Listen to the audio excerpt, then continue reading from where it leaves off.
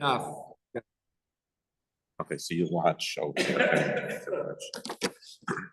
okay, good morning. This is Parshas Mishpatim, 5 to come, because 5 to go on has been already 5 to go is trademarked, copyrighted on Thursday morning. I do use 5 to go, but it's Rabbi Markowitz's signature. So I have 5 to come if it's another day of the week. It's coming, right? It's coming. First question in Parshas Mishpatim. Rashi says on the pasuk, "V'yela hamishpatim asher tosim lifneihem." These are the laws, the rational laws, mishpatim, that you should place before Bnei Yisrael. Rashi says, "Amar HaKadosh Baruch Hu Moshe."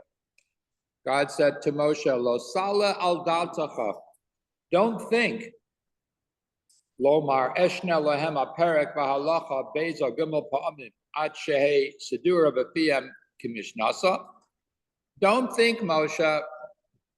Don't assume that it's enough to explain, to tell them, and to retell them 2 or 3 times, to teach them 2 or 3 times the halacha, until it is clear to them, until they are fluent with it. Mendy. V'eini matriach atzmi lahabinam tamei hadavar pirusha. And Moshe would think it's not, and I'm not going to go extra. I'm not going to take it upon myself to really have them understand the reasons and the explanations. You should place it before them. What do you place before somebody? K'shulchan ha'aruch, like a set table. That's where the Shulchan Aruch gets its name from. Shulchan ha'aruch umuchan le'echol lefnei ha'adam, a table that is set, ready to eat. All kinds of foods, all kinds of drink, place settings. It's all ready for you to come and eat. The Eish Tamid, Rabbi Druk, asked a question. Could you imagine that Moshe Rabbeinu, our leader, our teacher, Moshe, would not take it upon himself to have the Bnei Yisrael understand the depth of the depth, the pirush, the reasons? Do you think Moshe would take it upon himself not to go the extra mile? What kind of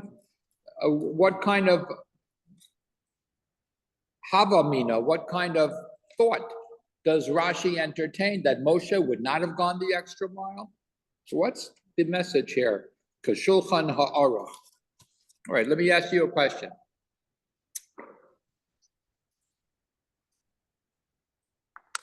A loving family, hi. A loving family lives a good life. Say there are 2 sisters, both married, both live a good life. And after a full life, both husbands, one husband passes away. A couple of years later, the other wife passes away. Sisters. They weren't married to brothers, married to sisters. 2 sisters who were married. And their children, grandchildren. It's all a loving family. So what would you say about the husband of one of the sisters and the sister that survives? And they both were fine, upstanding people, no scandals, and they're elderly, they're older, and they know each other, they have family in common. What would you say about their getting together and getting married? All up, above board, no scandal. What would you say? It sounds good to me. Huh? Not from Not from a halacha the halacha, it sounds good, right? It sounds good. It'd be very hard pressed to find, dear Abby would say, no problem. Actually, she did write no problem on a case like this, no problem. Dear Abby Jewish, of course. Sounds perfect. Sounds like a dream. It's nice. It's very nice. And the Torah says, absolutely, chiyuv, it's usher, it's a chiyuv kares. Absolutely not. It's can't do it. It's an erva.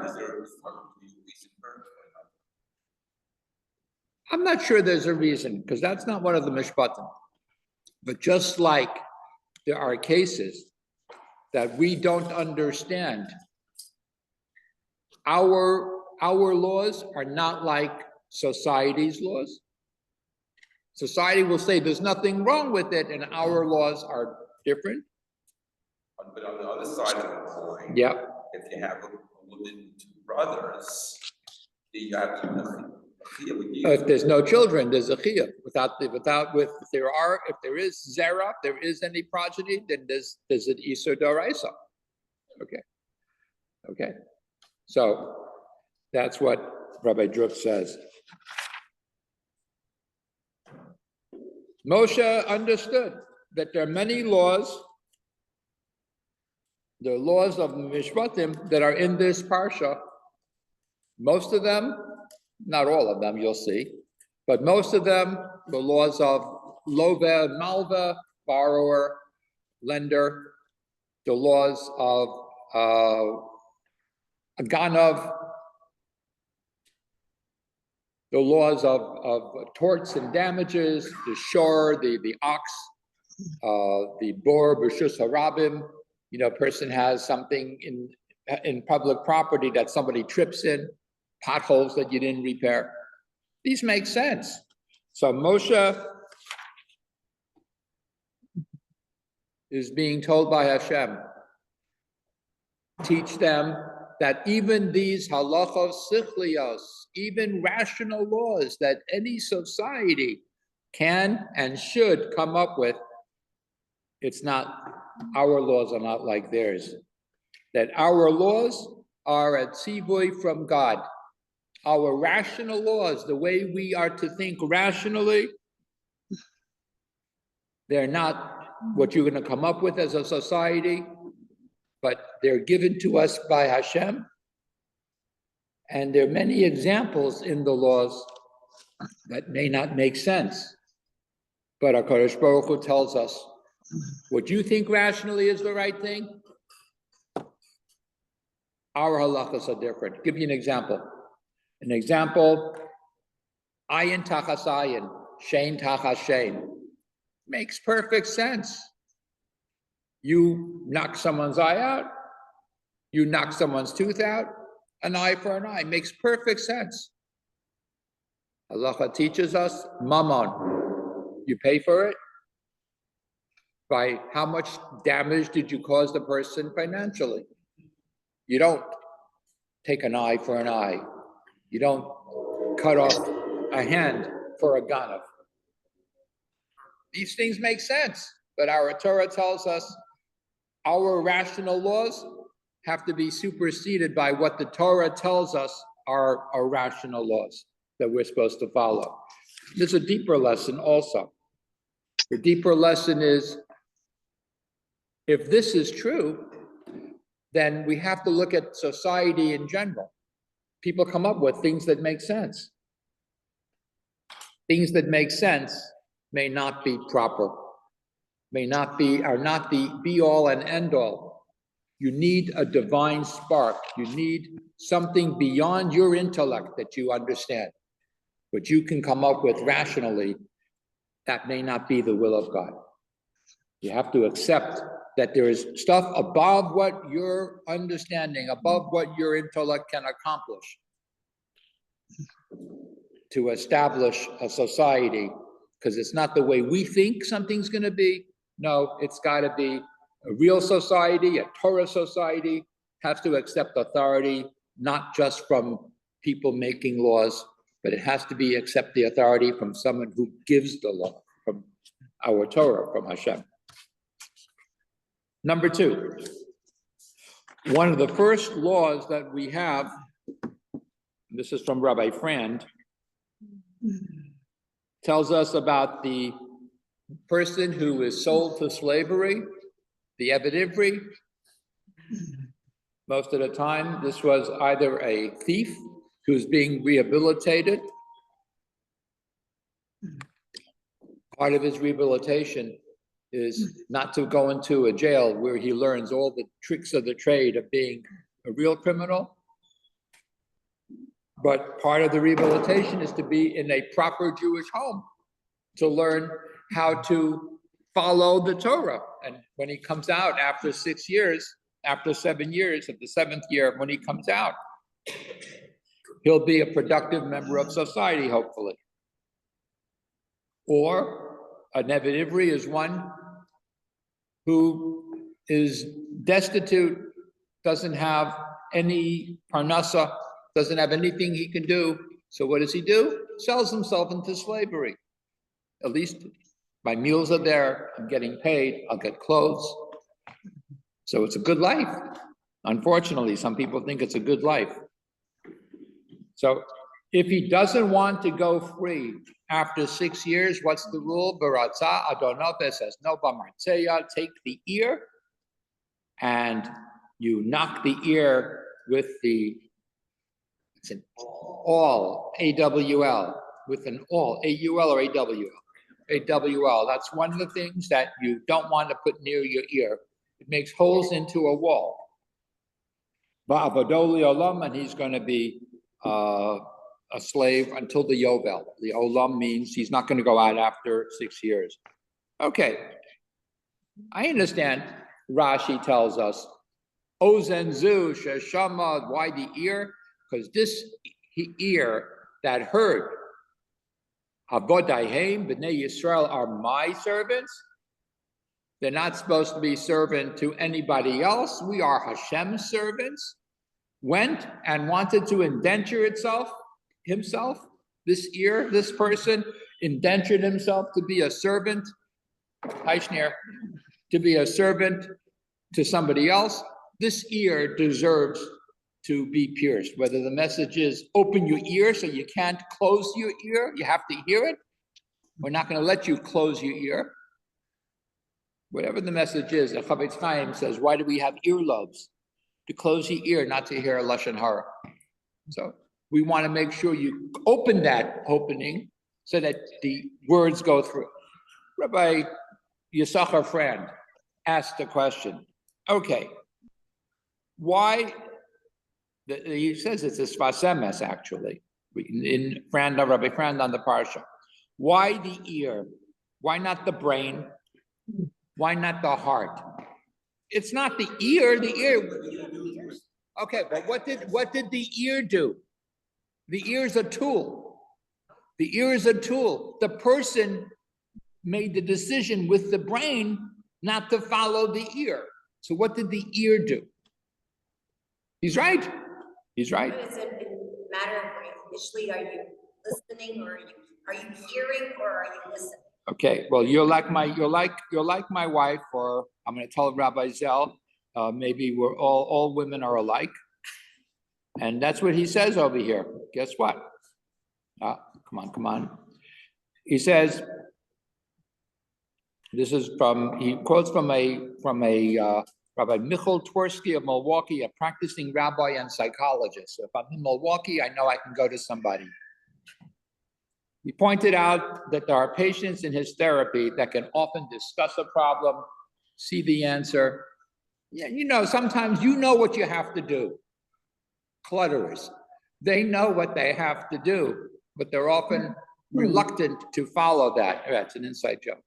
They're often reluctant to follow that. My wife says it all the time.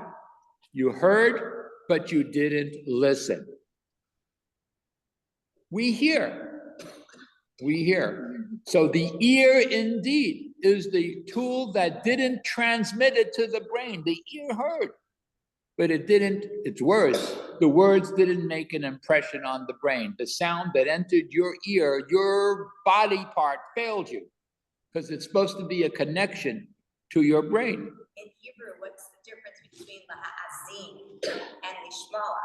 I mean, the ha'azin's from Ozen, but I wonder if there's a difference. Lahazin and lishmoa. Right. Lahazin is to hear well, listen carefully, as Rabbi Yudin always says, listen carefully, hazin. And lishmoa means to comprehend, to inside, hear, O Israel. Right, It's to interesting that comprehend. Parsha's ha'azin, just the ha'azin, not necessarily the shmoa. Hazinu. Hazin means to pay attention, But he's right. People, he says, are conditioned. Rabbi Twersky says, we have become a spectator society. Rabbi Friend was written maybe 10, 15 years ago, the Art Scroll book, 20 years ago, his first volume. He says, people are conditioned by movies and television to become spectators to the point that they view even their own lives as soap operas. They see the problems, they even see the solutions, but they have no real control. They cannot act or improve their lives and change what is going on in their lives any more than you can change what's going on the TV or the movie screen in front of you or the book you're reading. The problem is in the ear. Okay, now we see why the ear has to be, the problem is in the transmission from the ear to the brain. Okay. Let me turn to a medrash here. The medrash is, no, it's not the pepper and salt that I have. Here's the medrash. I printed it out. Okay, listen to this medrash. The Torah tells us, "Uvasar basodet treifa lo sochelu," and meat that is found in the field, treifa means torn apart, not shechted. That's what the official meaning is. Lo sochelu, do not eat. La kelev tashlichu noso, send it to the dogs. From here we learn that you cannot eat treif. Treif doesn't only mean something that is torn asunder, like Yaakov said about Yosef, Tarov Toraf Yosef. He thought Yosef was ripped to pieces. No, what it means is treifa, that it didn't go through, it could not go through the shechita process to make it acceptable to eat because there was something wrong with the animal. It would have died within the year. It would have died by itself. Can't eat an animal like that. So why to the dog? Why la kelev? So if you learn a few weeks ago in Mr. Bowski's Bar Mitzvah Parsha, Parshas Bo, in the last Makkah of Makkah's Bechoros,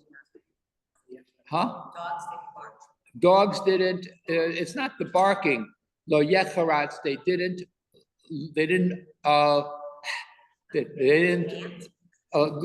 yecharatz means stretch out their tongue. Not dogs would be barking, but dogs, when they're about to, that's right. They didn't, yecharatz loshono means to stretch out, yecharatz, I don't have the exact term, definition. Yecharatz means to hold out like a weapon, to open their tongues, like the dog's about to pounce. Like they can't. Oh, the dog's about to pounce. Lo yecharatz kelev lashano. So Kadosh Baruch Hu says, give them their schar. Okay, first let's understand, why did the dogs want to bark, or why did the dogs want to go about with their tongues panting? Why? Why they want to bark? And according to this, Chazal did learn barking. They didn't bark. Dogs have a sense. Chazal tell us, dogs have a sense, a sixth sense. They have many more than six senses. That during the Makkos Bechoros, which angel visited the Egyptians? Which angel? The angel of death. The angel of death is around, killing all the Egyptians. So dogs sensed that there's something amiss, something going on, and they were scared. They didn't show their fear. If they showed their fear, they may have scared some of the Bnei Yisrael who may not have been on the highest level of Emunah. They may have scared children who may have not have matured to the highest level of Emunah. So there was no lack of Emunah from Bnei Yisrael on that night. No sound from the animals caused them to fear. Okay, listen to this Maisa. So we give the dog its reward. Listen to this Yerushalmi. Maseh betabach echad happened with one butcher. Shehe'echil Yisrael nevelos utrefos, that fed his customers, Jews, treif meat. It's happened, unfortunately, many times, many scandals. Pam achas shosa yayin be'erev Shabbos. One time he drank wine. This is a Gemara. He drank wine on Friday afternoon. Ba'olo lagag umes. Went up to the roof and died. Probably fell and died. You'll see why I say he fell and died. V'hayu haklavim melakakin as dama, and dogs were licking his blood. Shalu Rabbi Chanina, mahu lahavira milifnehen. Should we move his body from the dogs? They're licking his blood. Not nice, not respectable. Amar lahen hanichu lahon. Leave them. Mididhu ka'achli. From their own, they're eating. They're licking from what belongs to them. Dichsiv, because the pasuk tells us, "Uvasar basada treifa lo sochelu lakelav tashlichano." So treif you don't eat, you give it to the dog. V'zeh galzal osan. This one stole the treif, the he'echil es Yisrael, and gave it to Jews to eat. He put up a sign, basar kosher, and he sold treif. So he took what is the dogs. Let the dogs have what's theirs. Crazy, crazy. The Torah Tamima says, does this make sense? Yes. The guy was a bum. The guy did an Avera, big Avera. But to bury somebody is a doraisa. Where do we learn to bury? The Torah Tamima goes through the case. Where do we learn to bury? Lo solin nivlaso al ha'etz, by someone who is killed by bested. And the Torah Tamima says, you don't kill good guys. It's a bad guy, it's a Russia. Even worse than someone who gave treif to somebody. You kill a capital offense. And the Torah tells us, Lo solin nivlaso al ha'etz, don't let that person tarry on the tree. Take him down that day and bury him. Because it's the curse of Hashem. It's a curse to Hashem that is hanging, because the person is created in the Tzalam Elokim. The person is the visage of Hashem. By leaving a person hanging, it's not respect to the Shekhinah. Torah Tamima says, obviously, they have to bury such a person. So what does he say? He says, read it again carefully, Mr. Weintraub. He says, it says, Pam achas shasa yayin be'erev Shabbos. It was Friday afternoon. So when did he die? When did the dogs start licking his blood? On Shabbos. We have to bury him Saturday night. But should we be mechalal Shabbos to bury him, to move him away? Rabbi Chanina said, don't be mechalal Shabbos for that person. Let him stay there. After Shabbos, you bury him. Let me conclude with one more Dvar Torah from my grandfather on this parsha. My grandfather in his Sefer asked the question in Parshas Yisro, and I'll tie it into Parshas Mishpatim. Parshas Yisro and Mishpatim, there's a machlokas. Rashi and Ramban. Rashi's one major advocate of Ein Muchar, Ein Mukdam, and Meuchar b'Torah. There's no chronological order to the Torah. Ramban is of the opinion that there is chronology in the Torah, unless it's purposely stated that it's out of place. Unless we know, we can deduce that it's out of place. In Parshas Yisro, we read about receiving the Torah at Har Sinai. We're going to talk about the condition of receiving the Torah. In Parshas Mishpatim, at the end of Mishpatim, we read about the Nasa v'Nishma. That comes in this week's Parsha, where Moshe tells them the Mishpatim and Bnei Israel say Nasa v'Nishma, and that happened before Matan Torah. Tosfos lays out the timeline, and Tosfos proves that Matan Torah happened on the 6th or the 7th of Sivan. If Moshe added a day, then it's a day later, 6 or 7. But on the 5th day of Sivan, they said Nasa v'Nishma. So my grandfather said, the pasuk is, Moshe took the Bnei Israel out of the camp, brought them to Har Sinai, and they stood at the bottom of the mountain. So Rashi says, everyone asked the question, what do you mean they stood at the bottom of the mountain? The Gemara says, Melamed shakafa aleim har kegigis. It's a medrash. Hashem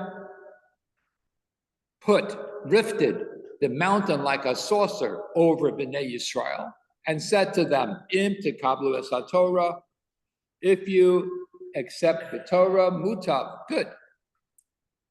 Im lav, sham tehei k'vurastim. Don't accept the Torah, that's where you're going to be. That's where you're going to be buried. Without the Torah, you cannot survive. The question is obvious. Bnei Yisrael, why do they need to be forced? How do you force somebody to accept the Torah? What kind of Kabbalah is force? And the Tosfos gives the answer. Because 2 days earlier, Bnei Yisrael heard the Mishpatim, and they said to Moshe, Nasa v'Nishma. We're willing to accept it. It's God's Torah, we'll accept it. We'll understand later, we'll accept it. So 2 days later, or a day later, when they came time to give the Torah, to give the Aseret HaDibros, Hashem showed them that not always will it be easy to accept the Torah. There are times when you're not going to want to say Nasa v'Nishma. There are times of duress, but deep down, Bnei Yisrael, you want to accept the Torah. You said Nasa v'Nishma. So even at the times that are harder to accept the Torah, you'll accept it. It's not, yes. It's sort of almost like, well, to me anyway, the Nasa v'Nishma is the daily kavanah they approach towards Tefillah. A lot of times it's like, you want to sleep late, don't want to get up to daven, or don't want to do this, don't do that. And it's we'll do it. It's not so much, trying to like it, but do it. Yeah, but to use your example, Shiur, it's cold. You don't want to get out of bed. But once you do that, you realize when you daven, you have set the day on the right foot, and Baruch Hashem, you daven. Tosfos says, I'm sorry, my grandfather quotes, this is not Tosfos, the Strikova Rebbe says, this is the same idea that the halacha says if you have a recalcitrant husband who has to give the get and he doesn't want to give the get, kofin oso achayoma rotzani, you can force him. You get 2 guys from Williamsburg or from New Square and you take them to the cemetery and you say you're either going to give a get or your wife's going to get married because she's able to get married. Same idea. And how do you understand? The Rambam says, because deep down, a person really wants to do what the rabbis tell him to do or her to do. It's just that there are things that are ma'akev. There are things, right? So we break that will that's holding you back. We break those superficial things and we get to the truth. Okay, so my grandfather says, 1 more minute, Lainey. I'm going to be done at 9:20. My grandfather says, this works with the Jews. But the Goyim of the Gemara tells us, the Goyim have a taina. They come to God and they say, the Gemara quotes it, did you hold the mountain over our heads also? I mean, you give it to the Jews, the Jewish people, the chosen nation. What about us? Did you hold the mountain over us? My grandfather says, you know, this only works with the Jews who deep down before that said, Nasa v'nishma. Doesn't work with the Goyim. They always said, what's in it for us? And Hashem told them, don't kill. They said, not for us. Don't steal, not for us. They never had a Kabbalah of Nasa v'nishma. So holding the mountain over their heads would never have made a difference. So we are the chosen people because deep down, we're not forced to. We want to do the Ratzon Hashem. Everybody have a good day and 5 to go on Thursday from Rabbi Markowitz. Yashikol. Thank you, Jay. Thank you, Janusz. Thank you, Rabbi. Cut it off, 'cause Thank you. I wanna, and Thank you. Okay, we have a Mizumman, so Jonathan, somebody.